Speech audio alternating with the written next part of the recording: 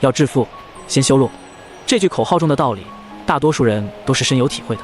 不然，住在山里的人想要弄点建筑材料，你就得像二乔这样用背篓一篓一篓的背回。这其中的艰辛和劳累是个什么感觉？欢迎大家前来体验。翻山越岭的背上这么一趟，姐妹俩也不过背回40口红砖。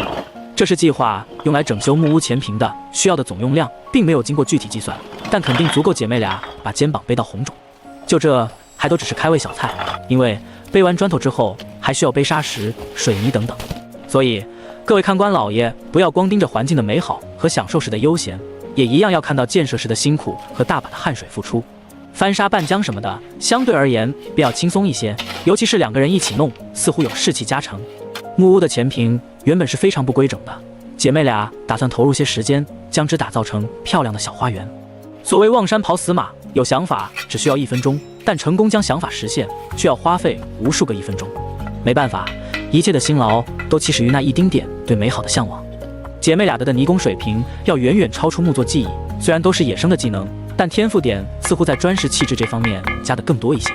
根本就不需要拉什么标线，也不一定非得砌一条直线，就这么随心所欲的发挥，也一样能弄得似模似样。当然，台阶的位置还是要来一点辅助。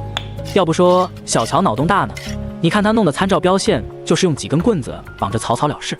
这操作，鲁班先生看着也只能无言以对吧。过程不重要，结果才是衡量技术的唯一标准。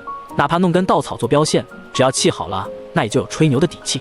不得不佩服姐妹俩的泥工天赋。所谓的高手，在民间指的大概就是他们这一类人，明明没有学过半点，却能砌得比大多数人高明许多。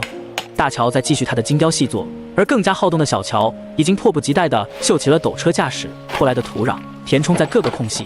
这么操作过后，能规整出更多活动的空间，平添更多的升级改造可能。一天的忙碌，姐妹俩的饭食其实不过是炒2份方便面而已，作为干重体力活的奖赏，还额外可以煎2个鸭蛋。如果有什么机器能够达到人类这样的效能比，那该有多好啊！估计那些戴头巾的人就不会这么嘚瑟了吧。雷公部批干犯人，短暂的午餐休整过后，又得将工作继续。平整工作不光费锄头，还比较费膀子。这要是接事干上一天，估计晚上睡觉都不敢翻身。土层之上，为了便于之后的硬化，还需要铺一层碎石子。附近没有别的途径，只能去河滩上背回，又要一件需要重复无数次的工作，得和牛比辛苦了。当然，偶尔也可以放松一下，本就是追求生活的悠闲自在，何必把自己弄得精疲力尽呢？一些小时候玩过游戏，尽可以重温。大多数人对儿时的怀念，都藏在这些小细节之中吧？你说呢？感谢您的收看，本集视频就到这里。如果喜欢，还请记得一键3连，关注我们，体验不一样的生活。我们下集视频再见，拜拜。